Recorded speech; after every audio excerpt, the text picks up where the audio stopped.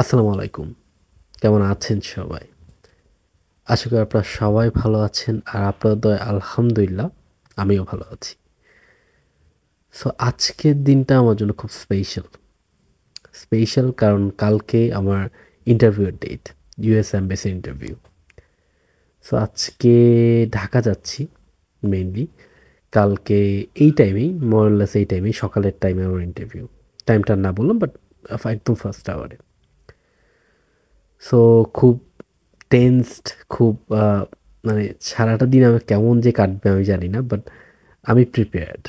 আমি মোরলেস একটা মোটামুটি ভালো প্রিপারেশন নিয়ে ফেলেছি। আর সামনের এই রোডটা তো আপনাকে দেখানোই হয়েছে। এই রোড দিয়ে আউটার রিং রোডে উঠে যাওয়া যায় খাতের বাম পাশে। আর সামনে যেটা দেখাচ্ছি এটা হচ্ছে লেফট টার্ন নিয়ে ওই সাইড থেকে এই রোড আবার উঠা যায়। এটা সাগরিকার রোডটা মেইনলি। আচ্ছা, আমরা চলে যাব বাম দিকে। সো এইটা উঠে যায় যে আউটার রিং রোড। এই রোডটার ব্যাপারে তো আমি আগেও কথা বলেছি, আমরা আগেও দেখিয়েছিলাম। সো এটা নতুন কিছু হওয়ার কথা না। এনিওয়েজ, এখন যেটা প্ল্যান মেইনলি আমি সকালের ফ্লাইটটা এই জন্যই চুজ করলাম যাতে যে একটু রেস্ট নেওয়া যায়।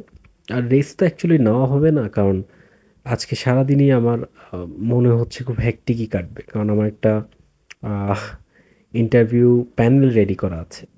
প্যানেলটা এরকম গোল টেবিলের মতো। এখান থেকে ডিরেক্ট চলে যাব ঢাকা, ঢাকা থেকে বসুন্ধরা। বসুন্ধরা একটা গোল টেবিলের প্যানেল রেডি করা, জাস্ট আমাকে ইন্টারভিউ কোশ্চেন জিজ্ঞেস করবে জন্য। আমার মোরলেস 30টা কোশ্চেনের মতো শর্ট লিস্ট করা আছে। তো ওখান থেকে আশা করি চলে আসবে। আর এটা নিয়ে আমি ডিটেলে এরপরে ভিডিও, তবে এটা নিয়ে একটা ডেডিকেটেড ভিডিও করার আমার ইচ্ছা আছে, যে ইউএস ভিসা ফেস করতে হলে কী কী কোয়েশ্চেন লাগে, কী কী ডকুমেন্টস লাগে। আমি একটা পিডিএফও রেডি করে রেখেছি, যাতে আমি যে কোনো সময় এটা প্রোভাইড করতে পারি যে কাউকে। এনিওয়েজ, এখন মোটামুটি ওইটাই প্ল্যান। আমি আমার 10টা 20-এর ফ্লাইট। সো আশা করি 11টার মধ্যে চলে যাব। আর আজকে হচ্ছে ফ্রাইডে। তো ফ্রাইডেতে রাস্তাঘাটে গাড়ি ঘোড়াও নাই, আর শীতের সকাল ভালোই লাগছে। তো এটাই আপাতত মেইন আইডিয়া। এটার উপরে বেস করে বের হয়ে গেছি, কারণ সকালবেলা কোনো ওখানেও আমি কোনো ট্রাফিক পাবো না, আশাবাদী আমি। আর বলতে বলতে ভ্লগের ইন্ট্রো দিতে ভুলে গেছি আজকে। আচ্ছা, যাই হোক, anyways, welcome to Chatga daily and let's start the vlog.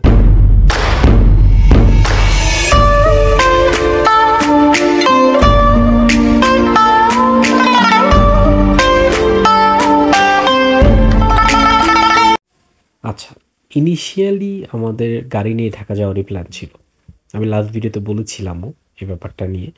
যারা লাস্ট ভিডিও দেখেছেন ওনারা হয়তো জানবেন।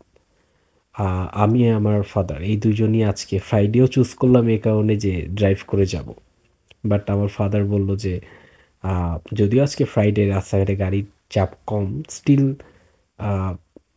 এক্সাম এক্সাম না, ইন্টারভিউয়ের আগে এই চাপটা নেওয়া উচিত হবে না। এবং আমার মনে হয় কথাটা ঠিকই। আর এর মধ্যে আমি গাড়ি তেল টেল ঢুকিয়ে টায়ার প্রেশার টেশার চেক করে একদম রেডি করে রেখেছিলাম গাড়িটাকে। এনিওয়েজ, মন একটু খারাপ হলো, কথাটা ঠিক। কালকে যেহেতু আমার ইন্টারভিউ, আর which is a very big part of my life, এখন গাড়িটা নিয়ে এই জার্নিটা করাটা উচিত হবে না। হয়তো আমি আমার ফাদার হাফ হাফ চালাবো, স্টিল উচিত হবে না এখন। এনিওয়েজ, আপাতত আমরা সোফা নিয়ে বের হয়ে যাই। উনি আমাদেরকে নামিয়ে দিয়ে গাড়ি রেখে দিবে বাসায়, কারণ গাড়ি তো আর লাগছে না। আর বলতে বলতে চলে আসলাম শাহ আমানত আন্তর্জাতিক বিমানবন্দর, চিটাগংয়ের যেটা আর কি। এটা একটাই প্রবলেম যে বাসা থেকে একটু বেশি দূরে।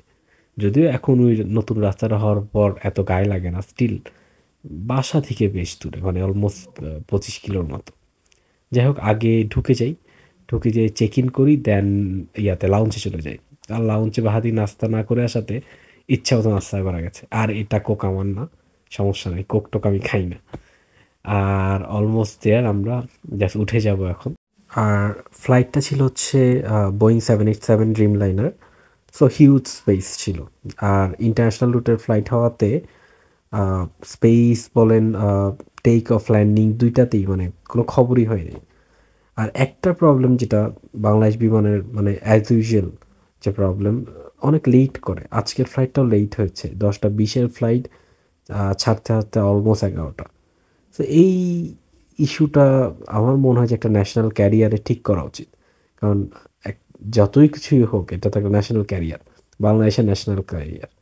এটা যদি ঠিক না করে কিভাবে হবে? কারণ আমি এর আগেও যেসব ন্যাশনাল ক্যারিয়ারগুলোতে ফ্লাই করেছি যেমন মালয়েশিয়া হোক, থাইল্যান্ড হোক, ওরা কিন্তু একদম ডিউ টাইম। কখনোই লেট করতে আমি দেখিনি। হয়তো করে, হয়তো করে না। বাট বাংলাদেশ বিমান আ এটা মানে সবসময় আর মোর অর লেস সবসময় আমি আমার ফ্যামিলির কেউ যদি বাংলাদেশ বিমানে যায়, মোটামুটি ধরে নেয় যে ০.৫ থেকে ১ ঘন্টা লেট হবেই। আচ্ছা যাই হোক, আর কথা না বাড়াই এগুলো নিয়ে। এটা হচ্ছে টার্মিনাল 3 আন্ডার কনস্ট্রাকশন। এটা হচ্ছে বাংলাদেশের one of the biggest mega project. যাই হোক, এখান থেকে বের হয়ে আমাদেরকে ইন্টারন্যাশনাল টার্মিনালে নামিয়ে দেয়, কারণ ফ্লাইটটা ইন্টারন্যাশনাল রুটে ছিল। ওখান থেকে হয়ে আমরা ডোমেস্টিকে যেয়ে বাসার দিকে রওনা দিই। বাসায় হচ্ছে কিছুদিন পর আমার ভাতিজি, মানে আমি মামা হলে আমার ভাতিজি হয়। যাই হোক, আমি এগুলো একটু কম বুঝি। ওর বার্থডে ছিল, যেহেতু আমি চলে যাব, ভাবলাম যে ওর বার্থডেটা একটু আর্লি সেলিব্রেট করা যায় কিনা। সো ওখান থেকে সেলিব্রেট করা বের হয়ে যাই, বসুন্ধরার দিকে যাচ্ছিলাম। সো যাওয়ার পথে ভাবলাম যে এক্সপ্রেসওয়েটা দেখে যাই, কারণ মোটামুটি ২ দিনের মধ্যে টার্মিনাল 3 আর এক্সপ্রেসওয়ে এই ৩টা জিনিস আমার দেখা হয়ে গেল। যদি আমি মিস করব, আমি যদি মেট্রোটা দেখতে না পারি, কালকে যেটাই হোক, অ্যাকসেপ্টেড বা রিজেক্টেড যেটাই হোক, আমি ট্রাই করবো মেট্রোটা দেখার। আর কালকে তো আপনারা জানতেই পারবেন কি হয়েছে। সো এনিওয়েজ আমি বসুন্ধরা দিকে যাচ্ছি, কারণ ওই যে বললাম গোল টেবিল মিটিং। সো ওরা রেডি, আমার একটু লেট হয়ে গেছে। আজকে রাতে আর ঘুম হবে না, হয়তো এগুলা নিয়েই ঘাটাঘাটি করব। কারণ আহ, কালকে একটু আর্লি মর্নিং সব কিছু, মানে আমার ইন্টারভিউটা। তো হয়তো আজকে ঘুমাবো না, কারণ আমার কিছু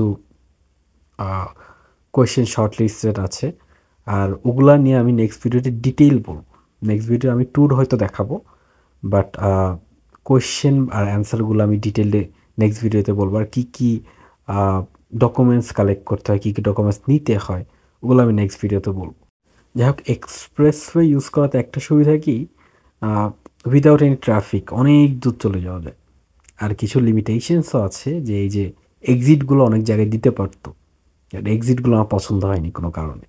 যাই হোক, এখন আমি যদিও ঢাকা কম চিনি, বাট এখন মোস্ট প্রবাবলি রামপুরার সাইডে, ওই সাইডে হয়তো এক্সিটটা থাকবে। ওখান থেকে আবার ৩০০ ফিট হয়ে বসুন্ধরা ঢুকবো। তো ওগুলা দেখায়নি, কারণ এমনি ভিডিওটা লম্বা হয়ে যাচ্ছে। Anyways, wish me luck. কালকে কি হয় না হয় সেটা তো জানি না, বাট আশা করি যদি ভালো কিছু হয় শেয়ার করবো, খারাপ কিছু হলেও শেয়ার করব। সো আপাতত এতটুকুই। বাবাই, টাটা, আল্লাহ হাফেজ। সবাই আমার জন্য দোয়া করবেন।